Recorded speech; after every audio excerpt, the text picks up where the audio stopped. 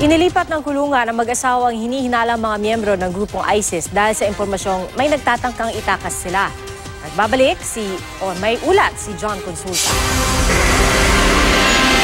Armado ng matataas sa kalibre ng baril, inilabas sa mga taga-NBI, Anti-Organized and Transnational Crime Division at Bureau of Immigration Fugitive Search Unit ang mag-asawang hinihinalang mga miyembro ng teroristang grupong ISIS. Inilipat ang hinihinalang ISIS bomb maker na si Hossein Aldafiri at ang asawa niyang si Zina Rahaf mula sa NBI Detention Center patungo sa isang kulungang mas maigpit ang seguridad.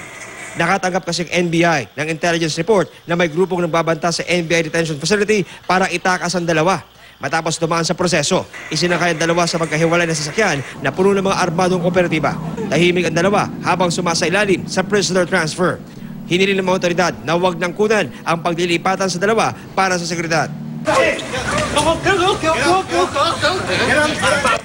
Ayon sa source ng GMA News, inaalam na ng mga otoridad kung saan sa Cebu, Davao at Metro Manila nagpunta ang dalawang miyembro umano ng ISIS. We are going to continue in partnership with our intelligence units to verify if there are other persons involved.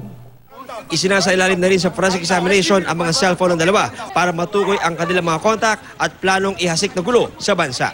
John Consulta, Nakatutok, 24 Oras.